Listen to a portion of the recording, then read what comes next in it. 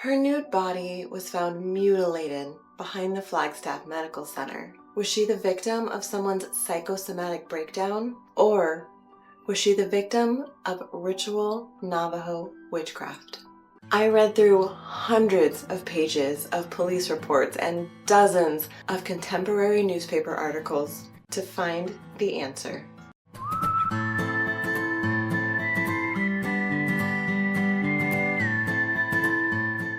Sarah Saganitso was a Navajo woman born in Tuba City, Arizona in 1946.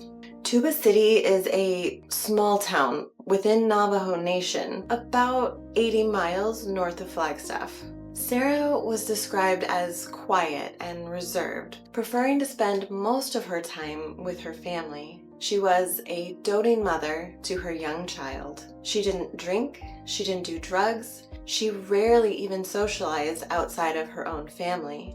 For all of these reasons, Sarah's murder was all the more shocking to her community. Before we get too far into the story, I would like to quickly note that I have changed the names of all of Sarah's family members and the witnesses for privacy purposes. Sarah moved to Flagstaff in 1966. Within a few years, she began working at the Flagstaff Medical Center as a housekeeper, a position that she would hold for the next 17 years until her untimely death. Her coworkers nearly all said the same things about her.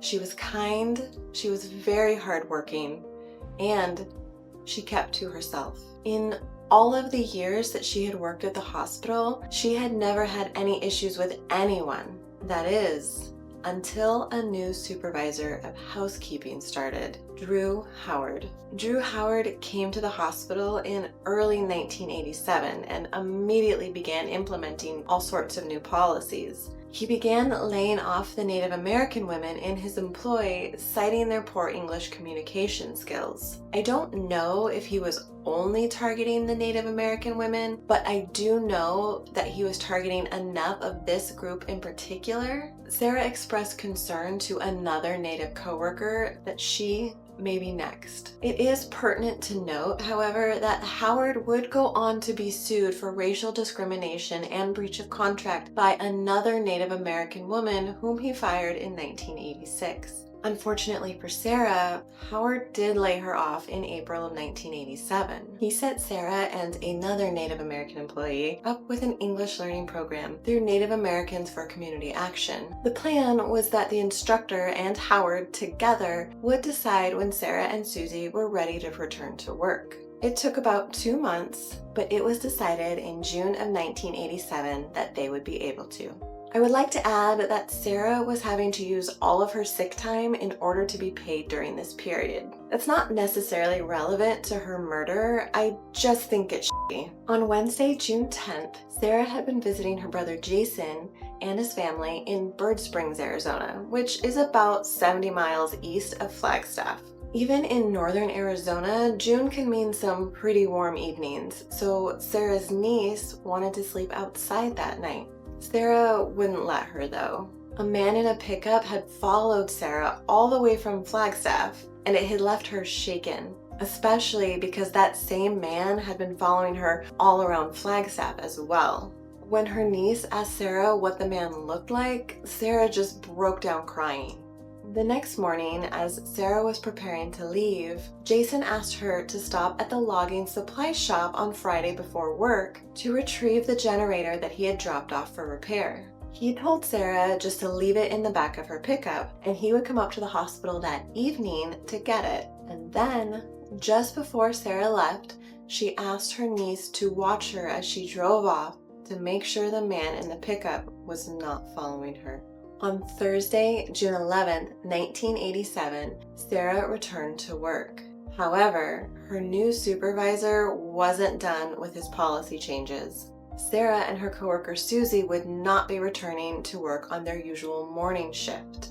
They would now be working the evening shift from 2:30 p.m. until 11 p.m. Sarah was worried about working that late. She even told others about an incident, back in September or October of 1986, in which a man thought to be a janitor named Ray stopped her in the hallway and told her she should not be walking alone at night. Despite her trepidations, Sarah's first shift back at the hospital came and went without incident. Friday came and Sarah headed off to her second day back at Flagstaff Medical Center. As promised, her brother drove down to the hospital that evening to pick up his generator. He found Sarah's pickup truck in the parking lot on the north side of the hospital, but to his surprise, his generator was not there.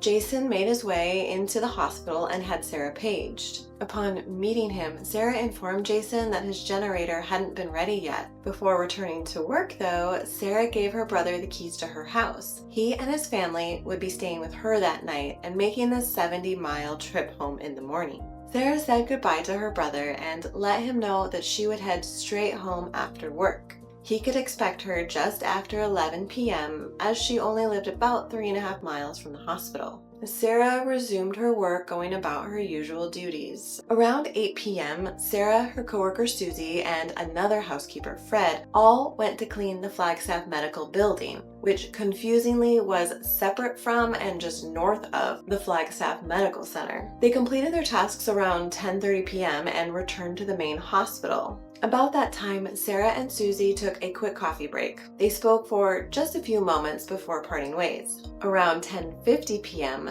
Sarah ran into coworker Jody near the elevators. Jody felt that Sarah seemed a little nervous and asked if she would like to take a break in the chapel. So they did. And while there, another coworker, Rebecca, came in and the three of them conversed for a short time. Before long, the ladies left the chapel and Sarah went with Rebecca to the locker rooms. Rebecca hurried and changed while Sarah waited for her and chatted. Upon leaving the locker room, they too parted ways. It was now around 11:05 to 11:10 p.m. Both women were headed home for the night. Rebecca walked toward the emergency room exit toward the south, while Sarah headed down the north corridor toward the operating room area. It was just after this that Susie, in need of a ride home, went in search of Sarah. Heading towards the emergency room exit, she made her way to the south parking lot near the main entrance, where Sarah usually parked her pickup.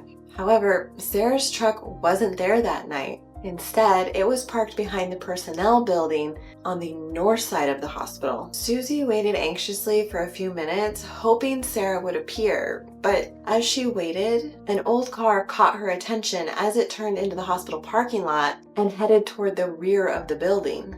Feeling uneasy and alone in the late hour, Susie decided to leave and just walk home. After leaving the medical center on Friday night, Jason went to his sister Anna's house to drop off her daughter. He stayed unvisited for a little while, eventually arriving at Sarah's house around 10 p.m. It was late, so Jason and his family fell asleep. Jason's rest would be short-lived though. He awoke around 12:30 a.m. to find that Sarah had not arrived home as expected. Thinking perhaps that she was just working late, he drove back up to the hospital to check for her. He arrived to find her pickup still in the parking lot exactly as it was when he had left earlier that evening. Just as he had thought, Sarah must be working late. Jason went into the hospital just to double check, but when he spoke with the person at the front desk, he was informed that Sarah had in fact left around 11 p.m. Trying to think of places that Sarah could be and trying not to worry too much just yet, Jason decided to drive over to his brother's house to see if Sarah was there, but she wasn't. He then drove back to his sister Anna's house, but Sarah wasn't there either. Hoping that Sarah had returned home while he was out driving around, he then went back to her house, but unfortunately, she still was not there. So Jason once again drove to the Flagstaff Medical Center, this time asking a security guard if he had seen her, but no luck there either. He did the last thing he could think of and went back into the hospital and asked them to page Sarah, but there was no response. Now, filled with worry, Jason returned to Sarah's house to deliver the distressing news. Sarah was missing. Very early the next morning, Jason filed a missing persons report. But they were not just going to sit around and wait. Sarah's family drove back up to the hospital to start looking for her themselves. At the same time, 2 of Sarah's co-workers also began searching for her. She should have been back at work by 6 a.m. for her Saturday shift. By 9 a.m., with no word from Sarah, they were becoming increasingly worried. Just before 3 p.m., the 2 co-workers had been searching around the south side of the hospital. They were traversing a rocky area down a steep slope when they saw something. It was a body. Upon closer inspection, they could see that the body was that of a woman lying on her back and completely nude. The woman's face was obscured by her hair, but the 2 co-workers had a bad feeling. They rushed back up to the hospital and called the police. The police arrived and wasted no time in starting their examination of the body and crime scene. The woman had scratches and bruises all over her. A deep laceration marred the back of her head. There was significant lividity present in the woman's upper back, shoulders, neck, and head, indicating that this woman had been lying here in this position for some time. She was in full rigor mortis. The medical examiner narrowed her time of death down to between 12 a.m. and 6 a.m. If all of this wasn't horrifying enough, the woman bore an even more disturbing injury. Part of her left breast was missing, as if her areola had been cut off. There were other notable details within the crime scene as well. For instance, there was what appeared to be animal fur found inside the woman's mouth. She was found outside in a wooden area, so finding animal fur on her body may not be that unusual, but finding it inside her mouth did seem a bit peculiar. It was also observed that a broken stick was lying across her neck. Again, she was in the woods, so maybe the stick just fell from a tree above her, but it was noted down nonetheless. Here's the big thing though. There was not that much blood. Wounds of the sort that this woman had would lead to considerable blood loss. The fact that there was not very much around her meant something very important. She was likely killed somewhere else, and then her body was moved to this location. Under deeper medical examination, the cuts on the woman's body were found to be superficial and not the cause of her death. They were also believed to have occurred after she had died. Even the deep laceration to the back of her head was not deemed to be what ultimately killed her, though this injury was thought to have occurred while she was still alive and likely rendered her unconscious. It was determined that the wound on the woman's breast was actually a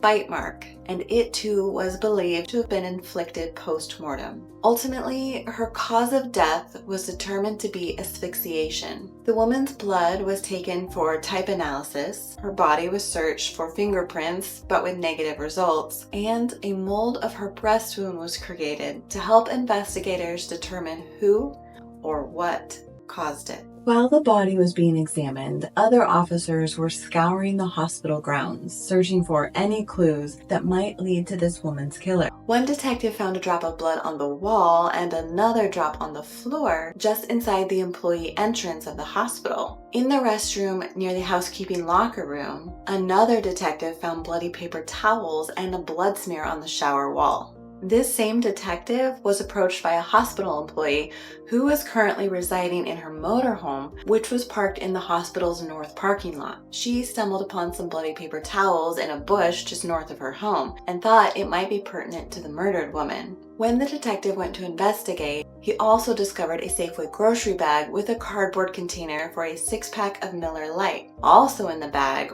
were more bloody paper towels. The detective combed the area and came upon an open Miller Lite bottle and its cap. All of these items were found about 6 parking spaces north of Sarah's truck. They were all photographed and logged into evidence. Another officer was stationed on the perimeter of the hospital when he was approached by Sarah Saganitso. Jason wanted to report his sister Sarah missing. He informed the officer that Sarah was a housekeeper at the hospital and that she should have gotten off work at 11 p.m. the night before and come straight home.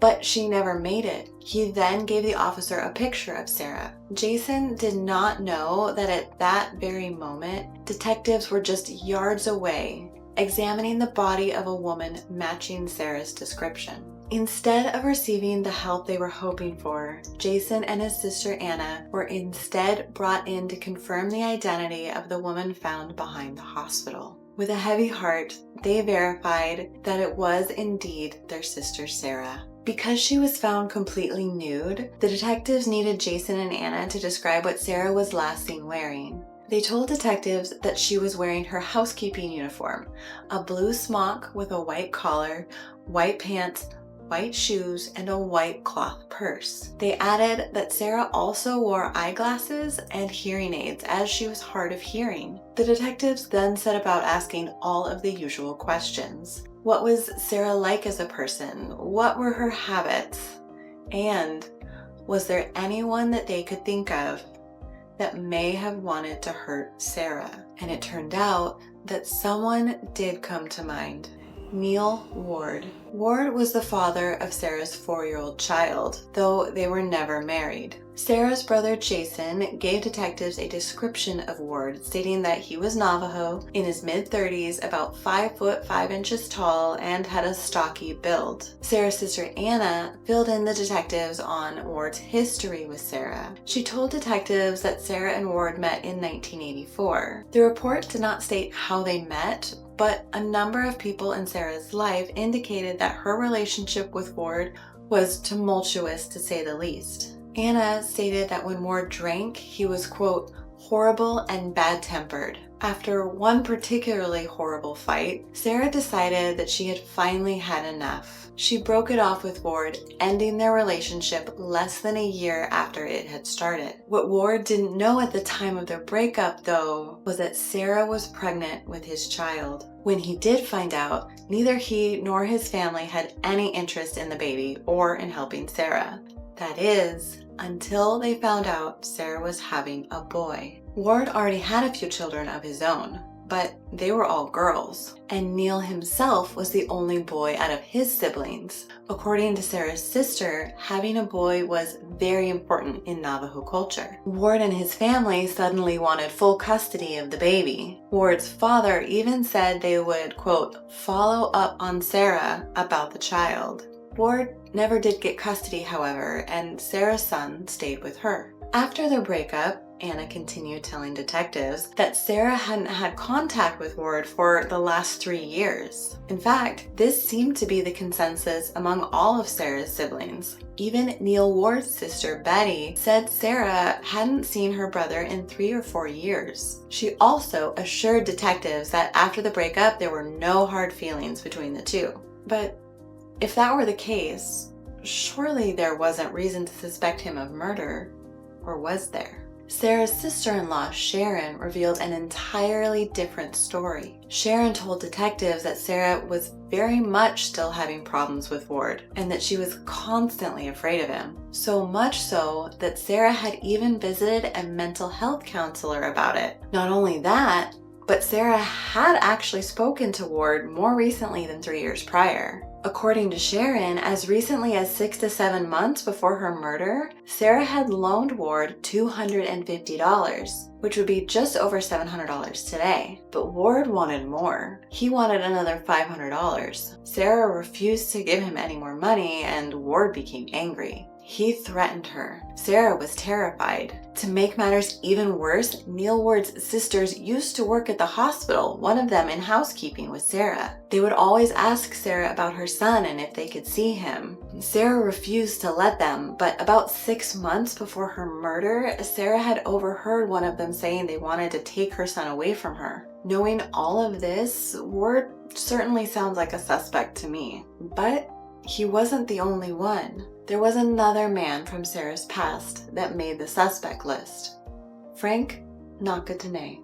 I am using Frank's real name here because he was reported as a person of interest in the trial as well as in a number of contemporary newspapers. That being said, I apologize if I am pronouncing it incorrectly. Frank was another one of Sarah's ex-boyfriends, but this one from much longer ago. Sarah and Frank dated in the early 1970s. Again, it's unclear how they met, but Sarah had moved in with Frank by 1971. Sarah's brother Jason had actually lived there for a few years as well. But that's not all. It turned out that Frank was married. In fact, he had been married since 1955. So Frank his wife, their children, Sarah, and Sarah's brother all lived together in this one house from 1971 until 1975. Adultery is often a great motive for murder, but it seems that wasn't the case here. Frank's wife was very well aware of Frank and Sarah's relationship. She and Sarah actually got along just fine. This may be because Sarah was financially supporting all of them. Even though Frank's family may have approved of this arrangement, Sarah's family certainly did not. And it seems they were very right not to.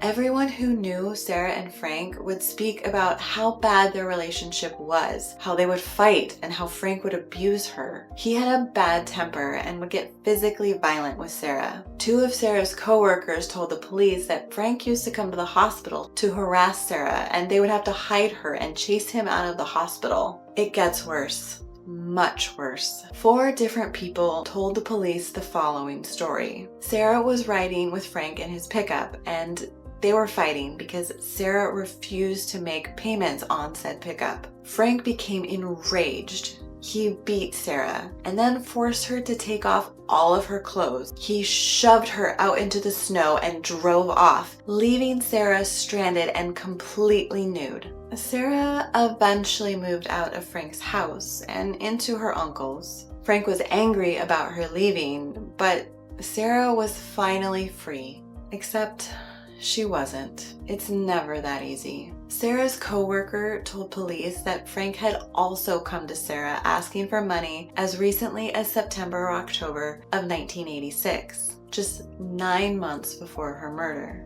Sarah told him she didn't have the money to give him. The police report didn't say what happened next, but I'm sure Frank was not happy. And just to make things even more suspicious, one of Sarah's co-workers had a husband who just so happened to work with Frank at Southwest Forestry. And it turned out that Frank wasn't there on that Friday night for his usual shift. Frank's co-worker Joe had asked Frank to work for him on Tuesday, June 9th. And in turn, Joe would take Frank's shift on Friday, June 12th, leaving his night completely free. As detectives delved into the backgrounds of Neil Ward and Frank Nakadene, they were surprised to receive a series of unexpected phone calls from other precincts, each reporting eerily similar murder victims. On October 23, 1986, a Native American man was murdered in Gallup, New Mexico. His body was discovered at the bottom of a hill. His pants and shoes had been removed and placed nearby. The man suffered from blunt injuries, but his ultimate cause of death was strangulation.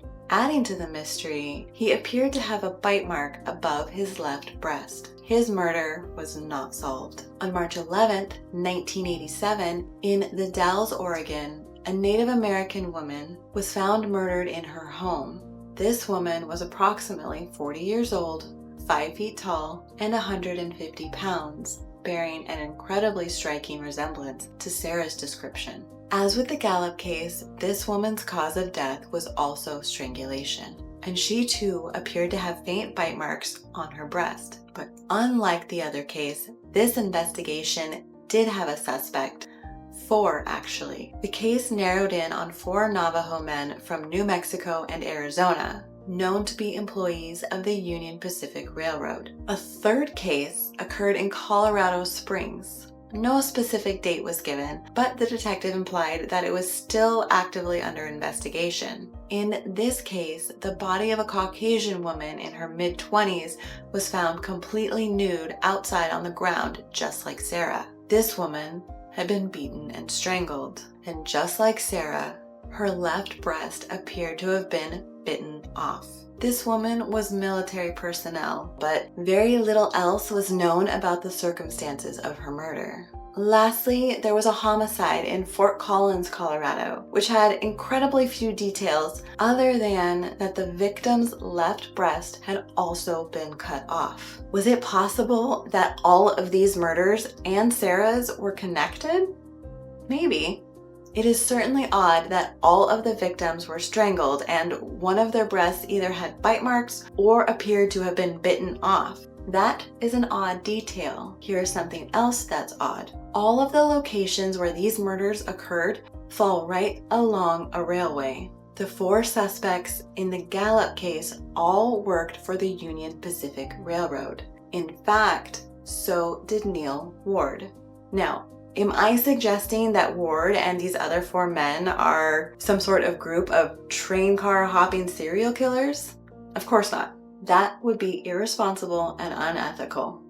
But it is an odd coincidence. I digress. Flagstaff police must not have thought there was any connection between the murders because they were never revisited in the reports. On August 15th of 1987, the Flagstaff police would receive a phone call that would upend their entire investigation. Reverend Floyd Patterson called his son-in-law, Sergeant Jerry Blair of the Flagstaff Police, with some concerning information. One of Patterson's parishioners had come to him in distress, detailing a disturbing dream he had that paralleled details of Sarah's murder. Reverend Patterson was afraid that this may not have been just a dream. The focus of the investigation immediately shifted and prompted a swift visit to Sierra Vista, Arizona, where this parishioner now resided.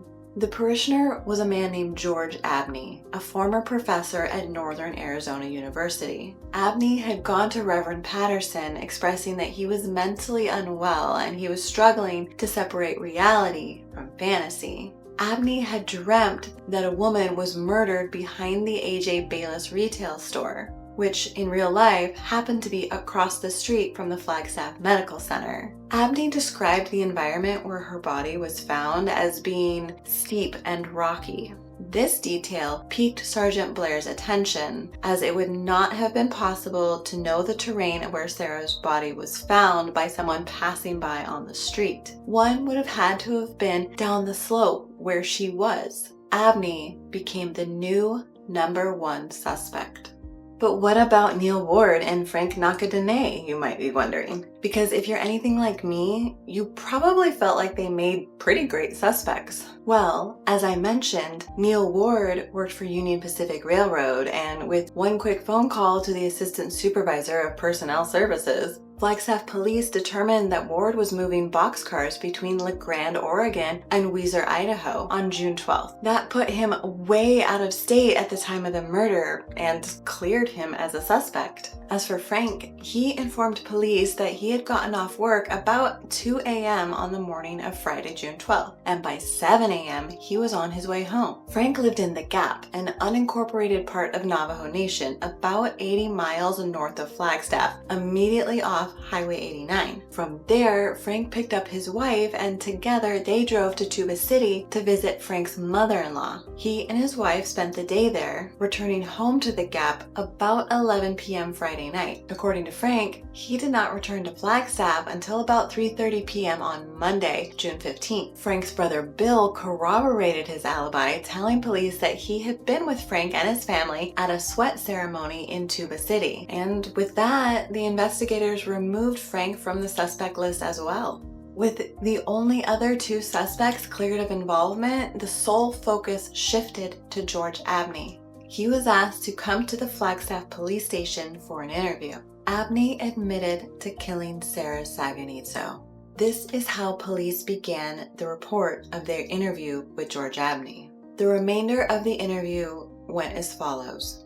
Abney told the detective that on Friday night, June 12th, he had walked to the Flagstaff Medical Center around 10 or 11 p.m. He was seeking help because he was very depressed and emotionally distraught. Upon arriving, he found that the front entrance of the hospital was locked. So he went around to the south side service entrance. This is where he bumped into Sarah as she was leaving. He asked Sarah where the emergency room was, but ended up staying and chatting with her for a bit. Abney believed that the conversation was helping to improve his state of mind. He then continued to tell police that he got the impression that Sarah thought he was interested in her romantically, and mentioned that she was dressed provocatively in a buckskin outfit, more reminiscent of a Native American Halloween costume. Sarah then suggested that they meet up later behind the hospital in a wooded area. Abney obliged, and they continued to talk for a while. He found that the company and distraction helped his mood. Sarah then pulled a bottle of alcohol from her purse and offered him a drink, which he took, as did she. The whole time, Sarah felt that Abney was being distant and uptight, so she offered to help him relax. She made a sexual advance toward Abney, but it did not go as she had planned. Abney felt this was intrusive and became angry. He was a bit hazy on the sequence of what happened next, but he believed it more or less proceeded thusly. After Sarah had come on to him, he pushed her away. Sarah responded by slapping him in the face. This only made Abney more angry. He took the liquor bottle and struck her in the head, knocking Sarah unconscious. He then beat her, sexually assaulted her, and finally stabbed her. But Abney wasn't done with Sarah. He cut off all of her clothing with a knife he had found in her purse, and then cut up her left breast. Sergeant Blair asked Abney if he had left any bite marks on Sarah. Abney said he had. On her leg, he thought. He took Sarah's clothing and all of her belongings and buried them under a rock in an area northwest of the hospital. This was all detectives needed to hear. On September 1st, 1987, George Abney was arrested for the murder of Sarah Saganitso. A local dentist made a mold of Abney's teeth to compare to Sarah's wound so that they could confirm what they already knew. All they had to do now was wait for trial.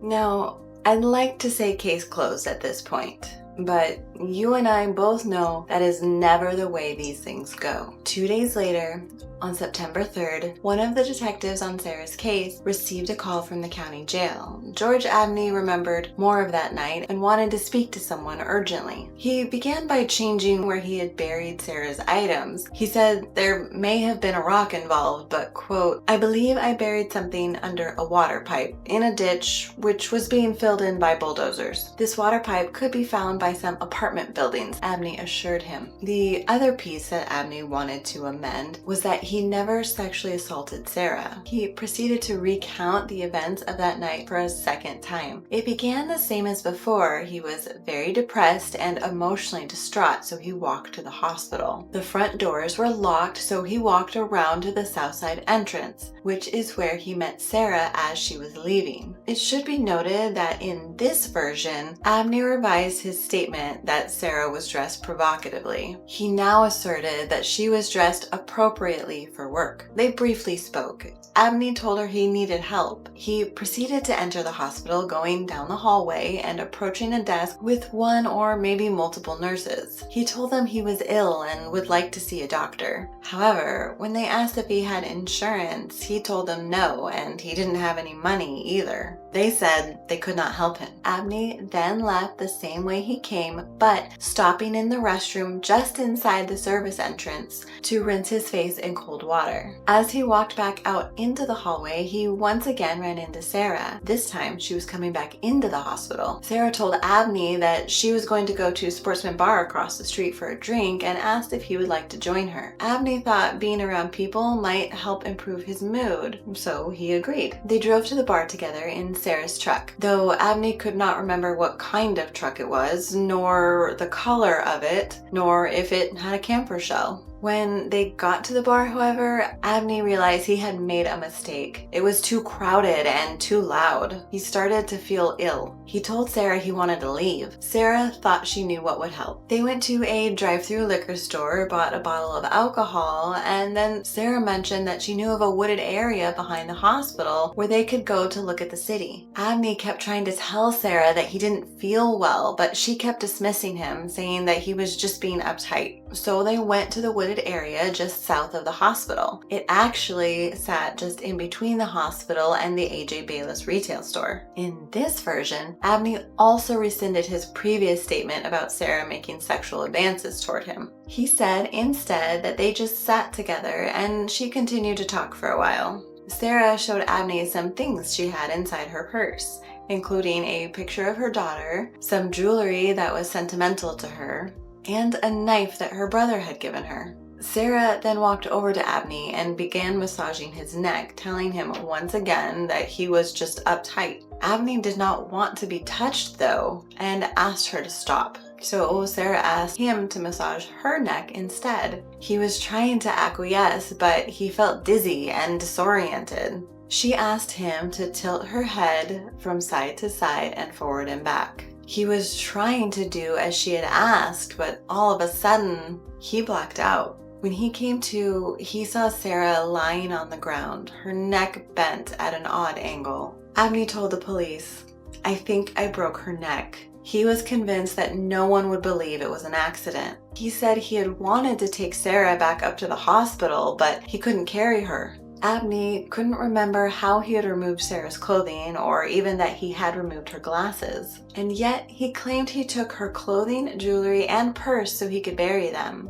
Abney then proceeded to inflict wounds on Sarah's body with the knife she had showed him earlier. Sergeant Blair asked Abney what parts of Sarah he had injured, and Abney replied that he had cut off her left breast, though he couldn't remember how. He also revealed that he had repeatedly stabbed her. He affirmed this by declaring that each time he stabbed Sarah, it corresponded to a place that he himself had been hurt. Sergeant Blair inquired if Abney was sure that he had stabbed Sarah's body, or if perhaps the injuries could have happened a different way. Abney replied that he didn't know. He explained that he injured Sarah's left breast because it was over her heart, and his own heart had been emotionally injured so many times throughout his life. He divulged that he bit Sarah's pubic area because that is where he had been molested as a child. He admitted that he had done all of this as a cry for help. He had been pleading for so many years for someone, anyone, to help him, but no one would listen. He thought if he made a big enough statement, someone would finally help him.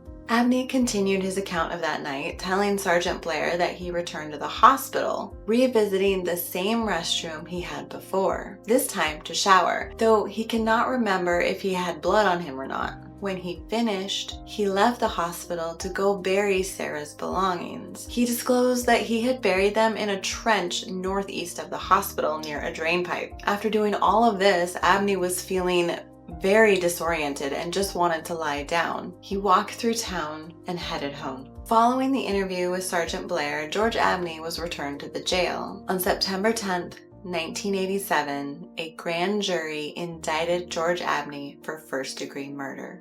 George Abney's trial began in mid-June of 1988, a full year after Sarah's murder. The crux of the prosecution case lied in Abney's confession, and of course, the infamous bite mark. Their star witness, Dr. Raymond Rawson, had declared Abney's teeth impressions were a perfect match to Sarah's wound. Prosecutor John Thompson recounted for the jury Abney's aforementioned interview with Flagstaff police on September 1st, 1987, in which he confessed to murdering Sarah, and of his second interview with Flagstaff police 2 days later, where he maintained that he murdered her, but had remembered more details. Abney's defense team called his confession a work of fiction. Defense attorney Donald Bales disparaged the police for taking advantage of a mentally unstable and suggestible man by convincing him that he was responsible for Sarah's murder. Bales argued that the only details Abney knew were the ones that he had read in the newspaper or that the police had told him.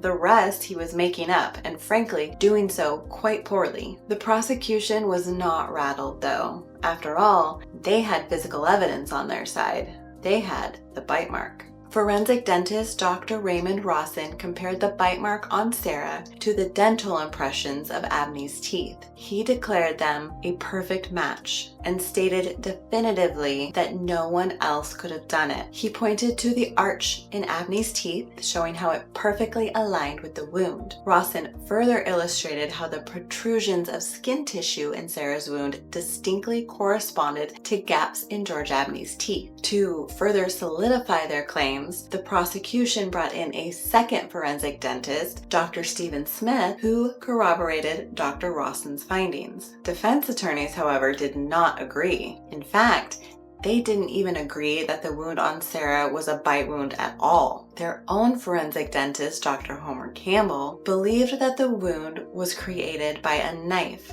If you recall, during the medical examination of Sarah's body, Dr. Rawson stated that a knife would have created a cleaner, smoother wound as it would just slice through the flesh. But because the skin around the wound appeared to be torn, it had to have been created by a biting and pulling motion, not a slicing motion. Dr. Campbell rebutted that this would not have been the case if it had been a dull knife used in a sawing motion. It would in fact create these same jagged tears. Given the fact that Sarah's body had a number of superficial cuts all over her, it is plausible that the bite mark was in fact a knife wound. Defense attorney Donald Bales was not content with poking holes in the prosecution's two main arguments. He wanted to propose another theory altogether. Sarah's murder, he claimed, was not the result of an unstable man losing control and snapping in anger. Sarah's murder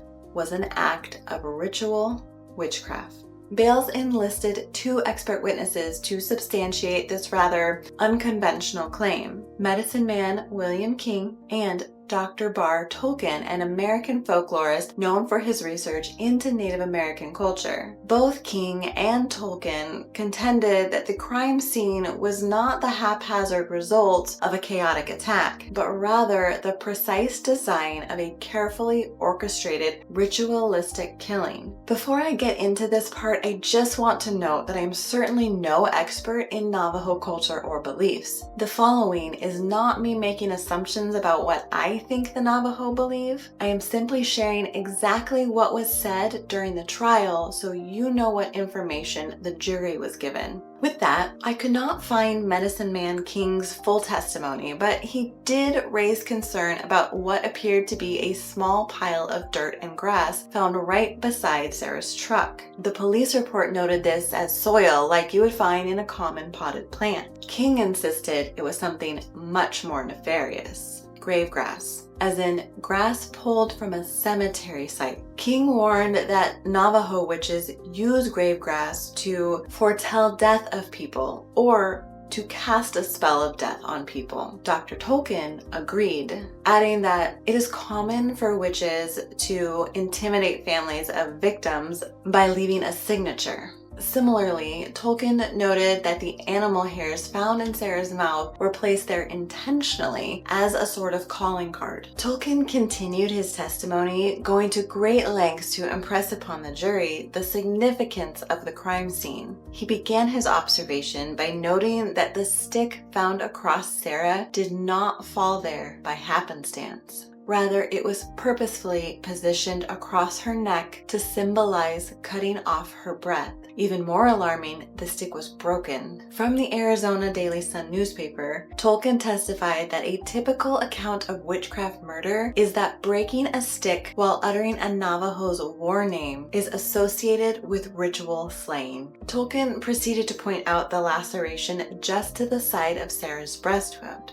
This laceration, he noted, was the shape of a left-facing crescent, which could illustrate a waning moon. Such a symbol could signify taking one's strength away. The tip of Sarah's breast being cut off is itself incredibly significant, according to Tolkien. Once more from the Arizona Daily Sun newspaper. It was consistent with traditional accounts of slayings in which witches wanted to cut the tip of anything off: noses, penises, and most commonly, pads of fingers and toes, Tolkien testified. I couldn't find the why, though, so if anyone knows, I would love to hear it. Additionally, all of Sarah's clothing and personal belongings were taken and never found. Tolkien alleged that witches will take such items and bury them in the grave of a different person, simply to inflict emotional turmoil on the victim's family. Even the positioning of Sarah's body was deliberate. According to Tolkien, Navajo traditionally bury their dead, but Sarah was left out in the open, facing upward. She was meant to be found, and it was meant to be shocking to whoever discovered her. Lastly, the very way in which Sarah was killed. She was suffocated, and there was no bruising on her neck to indicate strangulation, so it's very possible that she was asphyxiated by someone covering her nose and mouth. According to Tolkien, this is the traditional way that Navajo slaughter animals. He says that the idea is that smothering converts the inner wind spirit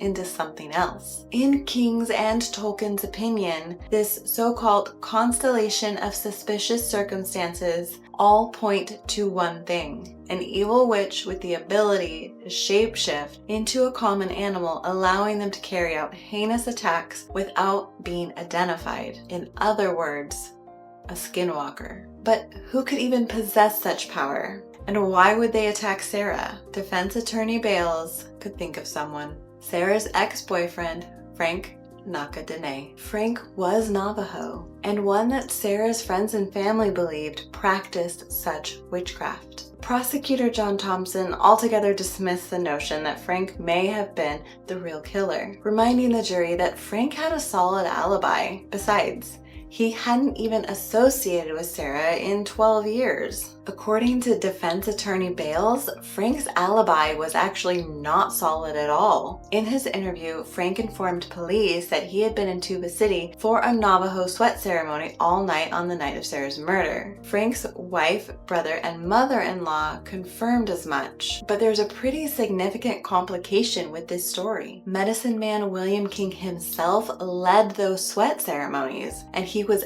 adamant that Frank was not present that night. King clarified that Frank attended a ceremony on Sunday, June 14th, not on Friday, June 12th, when Sarah was killed. After 4 weeks of trial, the arguments came to a close. George Abney's fate was now in the hands of the jury. 4 long weeks of trial would boil down to just 4 hours of deliberation. That's all it took for the jury to reach a decision. What do you think the outcome was?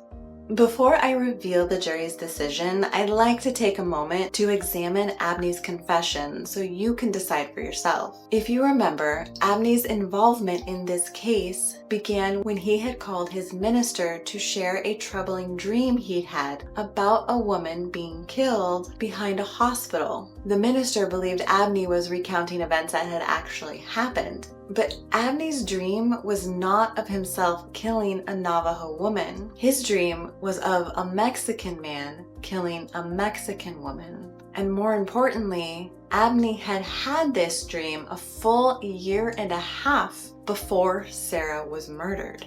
Abney believed that his dreams were prophetic, or possibly even messages directly from God about things that would happen in the future. When Abney called his minister to share his dream, he thought he was being helpful, sharing details from his dream that may help authorities solve the case. Much like when psychics claim to have visions about a case. Abney was never confessing to the murder. Regardless of the dream, let's look at the details in his confession. In Abney's original interview, he explains that when he met Sarah outside of the hospital, she was dressed provocatively in buckskin. But we know from her family and eyewitnesses that she was last seen wearing her housekeeper's uniform, which consisted of a blue smock with a white collar, white pants, and white sneakers. Abney went on to say that Sarah suggested he meet her in the woods behind the hospital, where she pulled a bottle of alcohol from her purse, which they began drinking, and then she made sexual advances toward him. All of this is highly unlikely. Sarah was not known to drink alcohol at all, so why would she be carrying a bottle of it in her purse? Furthermore, every single person who knew Sarah described her as being quiet and reserved. The phrase "she kept to herself" was repeated over and over by nearly all of her coworkers. A quiet, reserved person does not meet a stranger in the woods and then proposition him. That would be so wildly out of character for her. At this point in Abney's confession, he said that he became angry and struck Sarah in the head with the liquor bottle, knocking her unconscious. He then beat her and finally stabbed her. It was at this moment that Sergeant Blair asked Abney if he may have bit Sarah anywhere. Abney responded that he believed he had bit her in the leg, except We know Sarah did not have any bite marks on her legs, and she wasn't stabbed. Also, no liquor bottle was found at the scene. There was a beer bottle found near her truck, but Abney said a liquor bottle. Even if we assume that Abney just mixed up the type of alcohol bottle he hit Sarah with, there would be broken glass, none of which was found at the scene. 2 days later, Abney changed his story. In this version, Sarah took him to a bar. This presents the same problem as before, in that it just would not be in Sarah's character to pick up a complete stranger and take him out drinking. He also could not remember anything about Sarah's vehicle. After leaving the bar, Abney said they sat in the wooded area behind the hospital. Well, she showed him some sentimental pieces of jewelry she had, a knife from her brother and a picture of her daughter. Except Sarah did not have a daughter. She had a son. And most importantly, this version of how Abney killed Sarah was not any more correct than his previous one. He claimed he broke her neck and then repeatedly stabbed her all over her body. Sarah did have a few superficial cuts on her body, but as we already discussed, she had no stab wounds. And her neck was not broken. Sarah died of asphyxiation. I would also like to mention the blood splatter and bloody paper towels that were found both in the hospital employee bathroom and near Sarah's truck. Of course, DNA testing was not available back then like it is today, but they could do blood typing, and none of it matched George Abney's blood type. Perhaps surprisingly, none of it matched Sarah's blood type either. Obviously, this does not prove Abney was innocent, but it did mean that there was zero conclusive physical evidence tying Abney to Sarah's murder. So, do you think he did it? Now, back to the jury.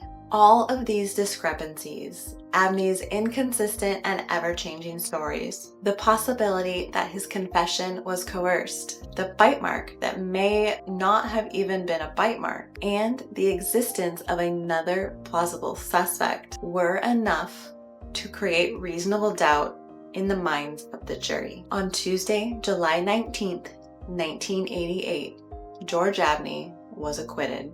After the trial, Sarah's family took part in a press conference, proclaiming that they agreed with the jury. They also believed that Abney was innocent. Her family urged police to continue investigating Sarah's murder until the true killer was apprehended. Police never did return to the investigation, though. In their mind, they had arrested the correct man. They would not be able to try him again for the same crime. So, as far as the police were concerned, the case was closed. Personally, I can't let things go so easily. There are some loose ends that I wish police had tied up, and I genuinely don't understand why they didn't. One of which is Frank's claim that he had not spoken with Sarah in 12 years. We have significant reason to doubt this. If you recall, one of Sarah's co-workers had disclosed to police that Frank had asked Sarah for money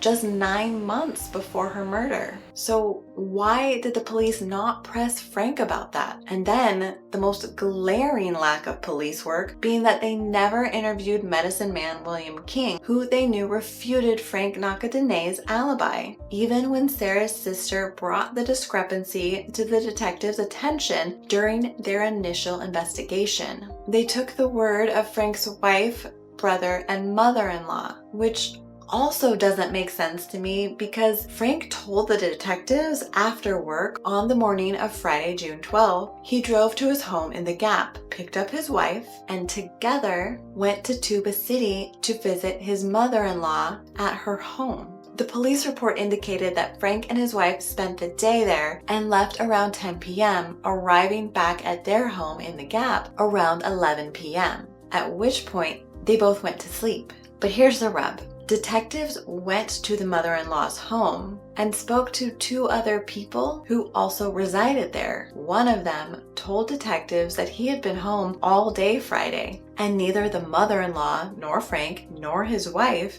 ever came to the house. Frank's brother-in-law, Bill, later went to the police station to corroborate Frank's alibi, but the thing is, it was a different story than Frank's. Bill said that Frank arrived at home in the Gap in the early afternoon of Friday, June 12th, and remained there until about 9 p.m., at which point Frank, his wife, and their kids drove to Tuba City for the sweat ceremony. Bill noted that he arrived at the ceremony around 10 p.m. and Frank was already there sitting next to the ceremony leader. According to Bill, Frank remained at the sweat ceremony until about 3 a.m., after which he, his wife, and his kids returned to their home. So why didn't Frank tell the detectives any of this himself? They should have interviewed Medicine Man King as well as any others who were at the ceremony on Friday night, and then followed up with Frank. Because if it turned out that he was not actually at the ceremony, where was he? And why did he lie? My other big question mark lies with Neil Ward. Police cleared him when an assistant supervisor at Union Pacific Railroad confirmed that he was working between Oregon and Idaho at the time of Sarah's murder. But the supervisor didn't know Ward's exact hours that day. They said Ward usually works from 7 a.m. to 4 or 5 p.m. Does this give Ward enough time to get back to Arizona and intercept Sarah around 11 p.m.?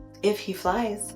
Is it likely? I don't know. But we do know that Ward frequently came back to Arizona to see his family. He had actually just been in Arizona from May 23rd to May 25th and planned to return in July. It is possible that Ward traveled back to Arizona in June as well. Even if we were to exclude Ward himself as the murderer, I believe someone in his family is still a possibility. Ward's family all lived in northern Arizona. Ward's sisters even used to work at the hospital with Sarah. They would have known her schedule had changed. After all, it was his family that had made it known on multiple occasions that they wanted custody of Sarah's son. Just months before her murder, Sarah overheard them saying they wanted to take her son away from her. If you recall, it was Ward's father who proclaimed that he'd follow up on Sarah. That sounds so ominous. Why did no one look into that?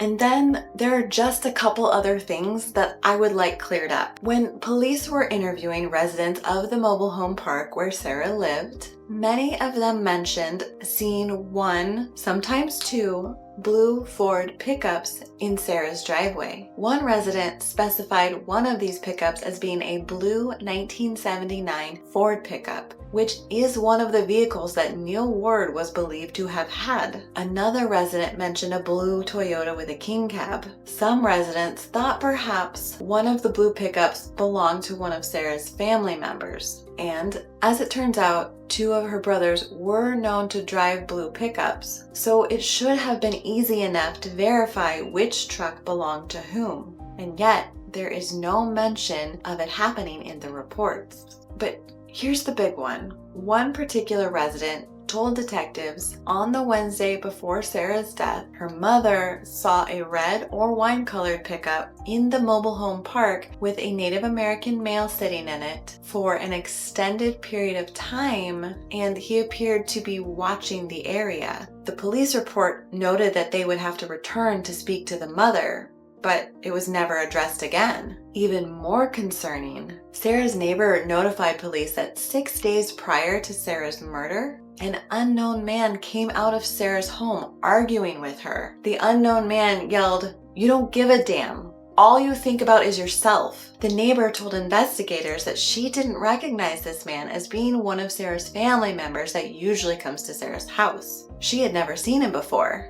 She described the man as being in his early 30s, approximately 5 foot 6 inches in height, having a medium build and wavy brown collar-length hair. She noticed that he got in a dark-colored car that she believed was either a Camaro or a Firebird. Sarah's sister was asked about the man in the car, but unfortunately, she didn't recognize either. But I can't help but notice that the description of this man bears a strong resemblance to the description of Neil Ward that Jason Saganitso gave to the police. And this last thing will make you upset. or at least it should. On the afternoon of Friday, June 12th, between 1 and 3 p.m., so just before Sarah started her shift, 2 separate witnesses said they saw Sarah arguing with a man just out front of the hospital entrance, and the argument lasted about half an hour. Neither witness knew who the man was. One didn't even know who Sarah was, but they described the man as being Native American, tall and thin, with hair that was short in the back but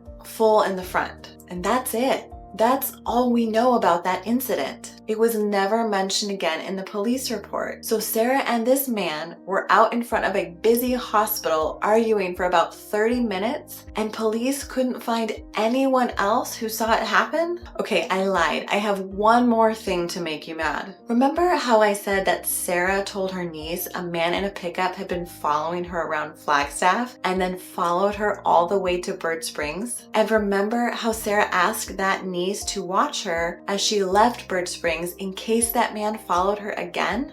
Well, it turns out that someone did see a man in a pickup following her that day. They told detectives that they witnessed a light blue Chevy pickup with a white top between the years of 1960 and 1970 following Sarah out of Bird Springs. And wouldn't you know who has a light blue Chevy with a white top between the years of 1960 and 1970?